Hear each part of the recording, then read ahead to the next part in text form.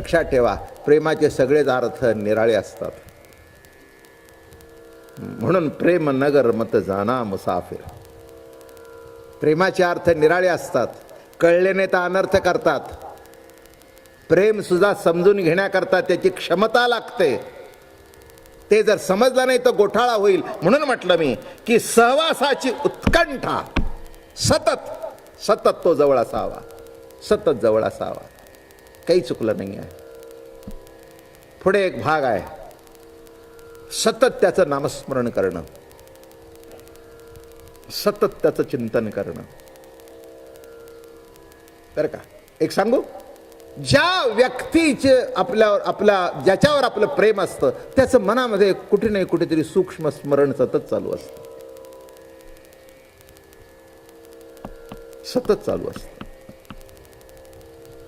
तसं गवळणींना सतत स्मरण होतं, कृष्ण कृष्ण जय कृष्ण कृष्ण जय, कृष्ण कृष्ण जय कृष्ण कृष्ण जय, कृष्ण कृष्ण जय कृष्ण कृष्ण जय. सतत स्मरण, रोम रोमामधून त्याचं स्मरण. चला, एक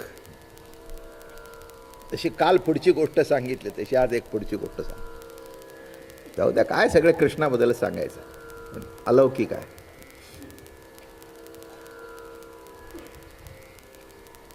काय घडलं स्मरण सांग.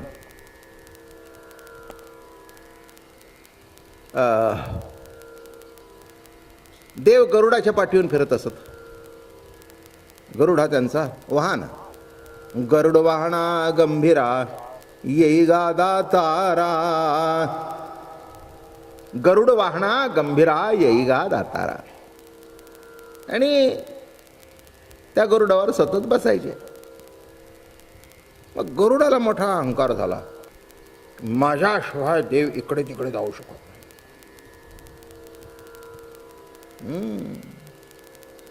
तुम्ही बघितले का, गव्हर्नरचे किंवा मिनिस्टरचे ड्रायव्हर इतर ड्रायव्हरशी बोलत नाहीत. कारण तो लाल दिव्याच्या गाडीत असतो ना, कोणाची गाडी साहेबाची. मी म्हटलं एवढं रुबाब. तो काय म्हणला, तुमच्यासारख्या महाराजाच्या गाडीवरचा आहे का?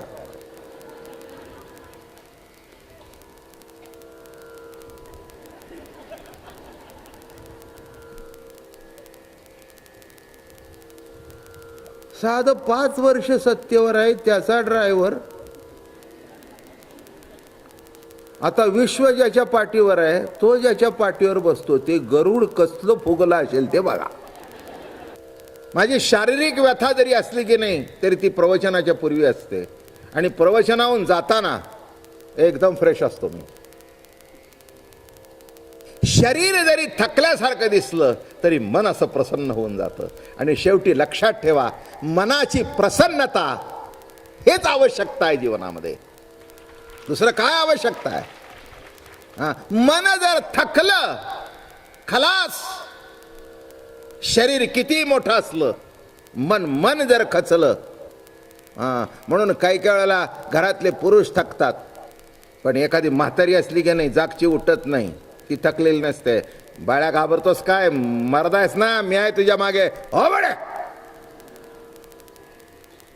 आणि ती म्हातारी असा कापरे हाताने आशीर्वाद देते, पण त्याच्यामध्ये ताकद असते त्या आशीर्वादात. एवढं लक्षात घ्या, विसरू नका कधी. तिच्यामध्ये ती पॉवर आहे मनाची की घडलाच पाहिजे. त्याला एक मजेशीर गोष्ट सांगू. त्याला सांग, थोडक्यात सांगतो. एक राजाचा हत्ती चालला होता रस्त्याने, प्रभातमध्ये चालला. आणि त्याच्यासमोर एक संन्यासी जाऊन उभा राहिला. आणि त्यांनी काय केलं, राजाचा हत्ती पुढे गेल्यानंतर त्यांनी त्या हत्तीचं शेपूट पकडलं आणि इतक्या जोरात पकडलं की तो हत्ती जागचा हाले ना, गचकन खाली बसला.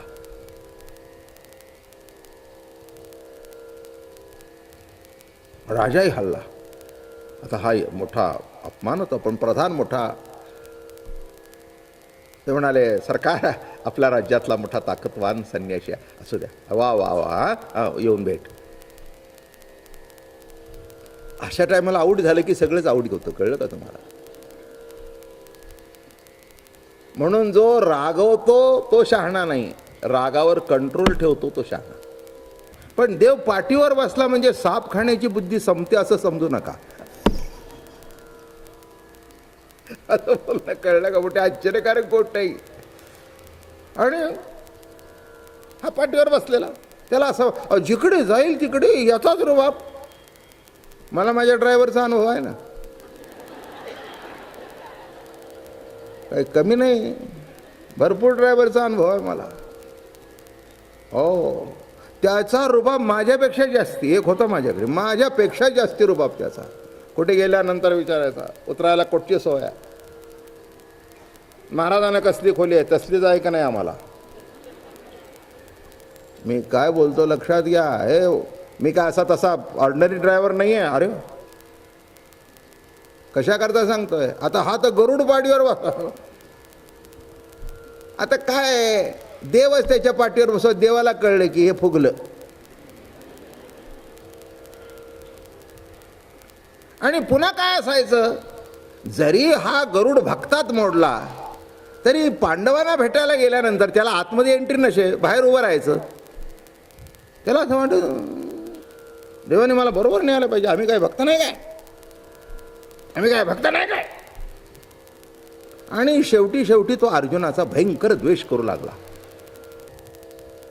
प्रेमामध्ये हेच आहे, कै तो स्वामी भेटेल, कै हे बिरडे फिटेल, युगाहुनी वडील निमिषमानी, कै तो स्वामी भेटेल. गुरुबद्दल लिहितात ज्ञानेश्वर महाराज 13व्या अध्यायामध्ये, गुरुस्तुती लिहिताना लिहितात आपल्या गुरुबद्दल किती ओढ होती त्यांना. कै तो स्वामी भेटेल, कै हे बिरडे फिटेल, युगाहुनी वडील निमिषमानी. त्याच्या सहवासाची उत्कंठा, कारण नसतं तरी जाऊन त्याला भेटणं, कारण नसतं तरी जाऊन बोलणं, बरं का. हो, घरामध्ये सासू वगैरे असले की नाही उगीच सांगायचं, आज त्यांनी मला हाक मारली, अगं मला ऐकवलं नाही, नाही मला ऐकवलंय. मग गेल्यानंतर काय ग, काही नाही, काही नाही, मी सासूबाईने सांगितलं तुम्ही हाक मारली. माझं बोलणं कळलं का? तो म्हणला हो, ह्याच्यातलं तुम्हाला काही माहिती आहे का? सगळे संन्यासी ब्रह्मचारी आहेत. नाही काही तुम्हाला ह्याच्यातलं काही, तुमच्या चेहऱ्यावर काही दिसतच नाही. म्हणजे इतक्या उच्च अवस्थेत गेला का?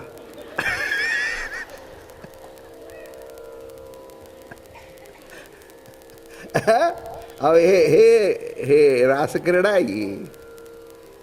हे बघा, या कृष्णाने संसार सोडला नाही आहे, तेव्हा संसारातल्या बारीक बारीक छटा कळतील, तेव्हाच हे कृष्ण चरित्र कळेल. त्या गारभ्यापुरता कृष्ण नाही हा. काय केव्हा 7 दिवसापूर्वीच्या आता गोकुळ हंडीची ती हंडी फोडण्याकरता कृष्ण नाही पिऊन.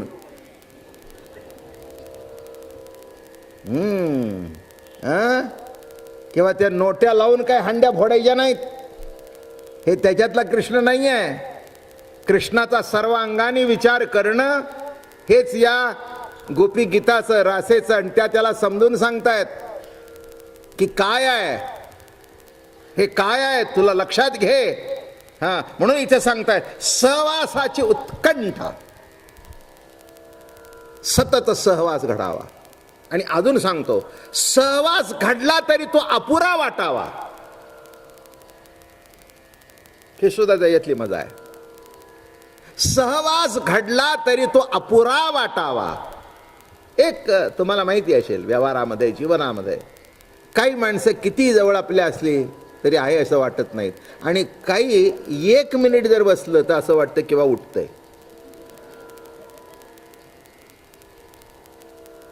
हे तर माहिती आहे का नाही? आहे का नाही? अहो एक आता काय, हे रोजचाच अनुभव आहे नाही का. एखादा तुमच्या शेजारी नको असला की तुम्ही गेलं की आला का, सुटलं का प्रवचन, मग असं वाटतं काय आता या सहवासाचा त्रास आला काय. म्हणजे काही माणसं असं वाटतात की सतत जवळ असली तरी त्यांचा सहवास कमी पडतो.